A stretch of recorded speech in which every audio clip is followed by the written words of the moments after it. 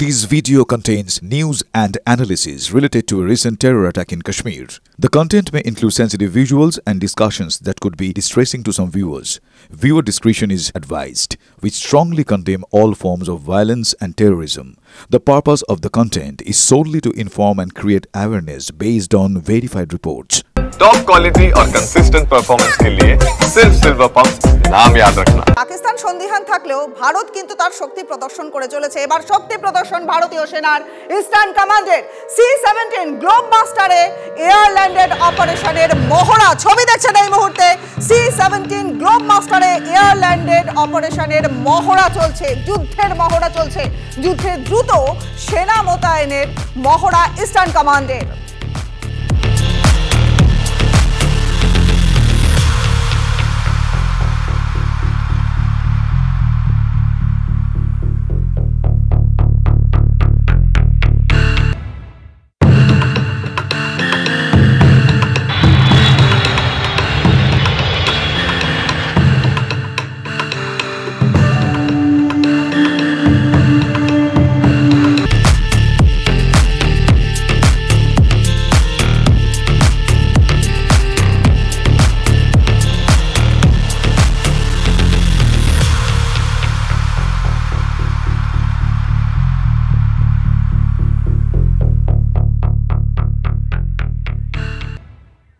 আমাদের সহকর্মী সায়ন্ত এই মুহূর্তে রয়েছেন আমাদের সঙ্গে। সায়ন্ত, যেখানে পাকিস্তানের কাছে মাত্র 4 দিন যুদ্ধ চালানোর মতন ক্ষমতা রয়েছে, সেখানে তো ভারত একটার পর একটা শক্তি প্রদর্শন করেই যাচ্ছে। তুমি দেখো, এই গ্লোবমাস্টারের দিয়ে যেভাবে সেনাবাহিনীকে নামানো বা এগুলোকে বলে প্যারাট্রুপার হয়, তারাই মূলত এটা নেমে আসে। এটা বিশেষ কমান্ডো, মূলত বিশেষ ফোর্সের এই মহড়া কিন্তু অত্যন্ত গুরুত্বপূর্ণ এই আবহে। স্বাভাবিকভাবেই ইস্টার্ন কমান্ড কিন্তু মূলত চায়নাকে গার্ড এবং বাংলাদেশকে সীমান্ত, এই দুটো মূলত জায়গায় নিজেদের নিয়ন্ত্রণ রাখে। এই অবস্থায় তাদের এই গ্লোবমাস্টার দিয়ে নামা এবং প্যারাট্রুপারদের বিশেষ মহড়া চালানো স্বাভাবিকভাবে পাকিস্তানের বুকে তো একটা কম্পন তৈরি করছেই। কারণ এই স্পেশাল ফোর্স যেগুলো মূলত মাউন্টেন কোর স্ট্রাইক, অর্থাৎ পাহাড়ে যেগুলো স্ট্রাইক, যে কৌশলে দেখায় যে বাহিনীরা যেটা বিশেষভাবে সক্ষম, তারাই মূলত গ্লোবমাস্টার থেকে নেমেছে এবং বিশেষ কসরতের মাধ্যমে নিজেদেরকে কতটা স্কিলফুল এবং কতটা তারা এখন রেডি রয়েছে সেটাই কিন্তু এই মহড়ার মাধ্যমে বুঝিয়ে দিল। বেশ, অনেক ধন্যবাদ সায়ন্ত।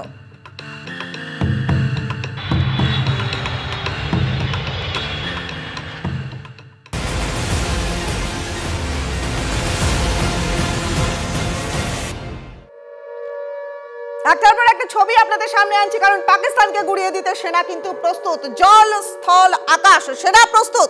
চূড়ান্ত নির্দেশের অপেক্ষা রয়েছে মাত্র। আর এবার মহারাষ্ট্রের ভদ্রাবতী অর্ডিন্যান্স ফ্যাক্টরি, সেই ফ্যাক্টরিতে সমস্ত ছুটি বাতিল করে দেওয়া হলো।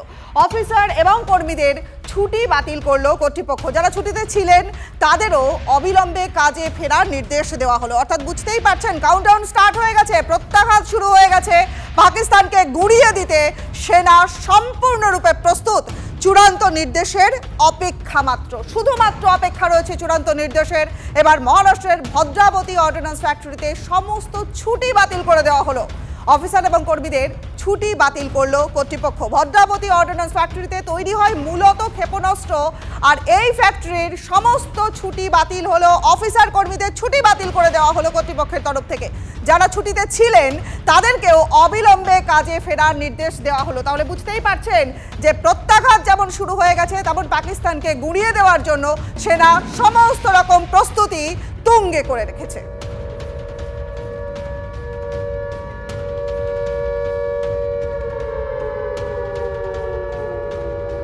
অপেক্ষা শুধুমাত্র চূড়ান্ত নির্দেশ পাওয়ার জন্য। আর মহারাষ্ট্রের ভদ্রাবতী অর্ডিন্যান্স ফ্যাক্টরি, সেই ফ্যাক্টরিতে সমস্ত ছুটি বাতিল করে দেওয়া হলো। অফিসার কর্মীদের ছুটি বাতিল করলো কর্তৃপক্ষ।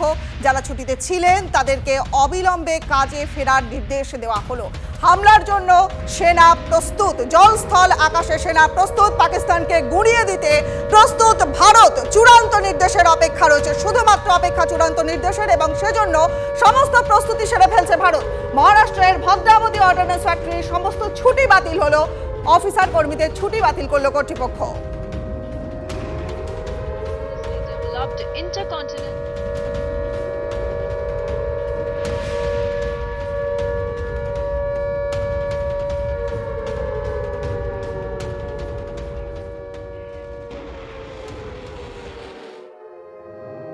আরো একটা সন্দেহ এবার দানা বাজছে রাজৌরির কায়দাতেই কি পেহেলগাঁওয়ে হিন্দুদের টার্গেট কিলিং করা হলো। জম্মুর জেলে বন্দী রাজৌরি হত্যাকাণ্ডের দুজন জঙ্গি সহযোগীকে জেরা এনআইএ।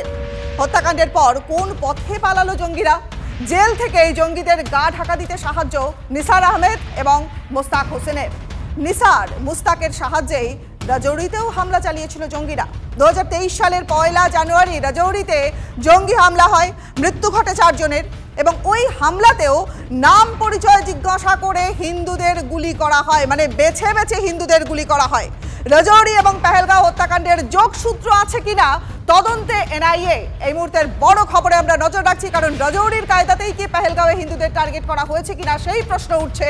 জম্মুর জেলেবন্দি রাজৌরি হত্যাকাণ্ডের 2 জঙ্গি সহযোগী, তাদেরকে জেরা করছে এনআইএ। জেরার মাধ্যমে তারা সত্য উদ্ঘাটনের চেষ্টা করছেন, কারণ হামলাকাণ্ডের ক্ষেত্রে, হত্যাকাণ্ডের ক্ষেত্রে কোন পথে জঙ্গিরা পালালো, জেল থেকে জঙ্গিদের গা ঢাকা দিতে সাহায্য করে নিসার আহমেদ, মুস্তাক হোসেন এবং এই নিসার, এই মুস্তাকের সাহায্যেই রাজৌরিতেও হামলা চালিয়েছিল জঙ্গিরা। 23-এর 1 জানুয়ারি সেই সময় রাজৌরিতে জঙ্গি হামলা হয়, মৃত্যু ঘটে 4 জনের।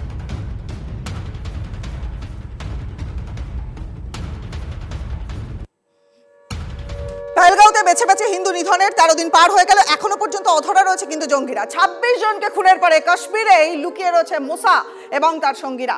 সম্ভবত দক্ষিণ কাশ্মীরেই ঘাপটি মেরে লুকিয়ে রয়েছে এই জঙ্গিরা। ঘন ঘন অবস্থান বদল করছে সেই জঙ্গিরা। আর একটু বিস্তারিত জানবো, আমাদের সহকর্মী সিজার মন্ডল রয়েছেন গ্রাউন্ড জিরো থেকে। সিজার। একদমই, এবং এই জায়গা থেকে কিন্তু বারবার হয়তো অনেকটা প্রশ্নের মুখে পড়তে হচ্ছে এনআইএ এবং কাশ্মীর পুলিশ বা সেনাকে, যে 13 দিন হওয়ার পরও এখনো কেন এই হত্যাকারীদের মানে ট্রেস করা গেল না বা তাদের নিকেশ করা গেল না। আমি এর আগেই আমরা খবর করেছিলাম যে কোথাও কিন্তু ভারতের পলিসি এই মুহূর্তে এই হত্যাকারীদের জীবিত গ্রেপ্তার করা, এবং সেই কারণেই কিন্তু যথেষ্ট সাবধানতার সঙ্গে এই অপারেশন গুলো চালাতে হচ্ছে। এবং যেটা এনআইএ সূত্র থেকে আমরা জানতে পারছি যে এই যে 2 জন পাকিস্তান থেকে এসছে মুসা এবং তালাবাই, তারা দীর্ঘদিন পাহাড়ে জঙ্গলে লুকিয়ে থেকে যুদ্ধ করার মতো পর্যাপ্ত প্রশিক্ষণ তাদের আছে, এবং সেই কারণে তাদেরকে বের করে আনার জন্য যে সময়টা, সেই সময়টা তাদের দরকার, এবং তাদের গতিবিধি ক্রমাগত সীমিত করে দেওয়া হচ্ছে। অর্থাৎ তাদের চারপাশের যে বৃত্তটা, সেই বৃত্তটা কিন্তু ক্রমশ ছোট হয়ে আসছে, এমনটাই এনআইএর দাবি। অর্থাৎ খুব বেশি দিন হয়তো অপেক্ষা করতে হবে না, খুব দ্রুত তারা বাধ্য হবে পাহাড় জঙ্গলে গোপন ডেরা থেকে বেরিয়ে আসতে, এবং সেই সময় তাদের হাতে গ্রেপ্তার করা সম্ভব হবে বলে মনে করছেন এনআইএ আধিকারিকরা। বেশ, অনেক ধন্যবাদ সিজার।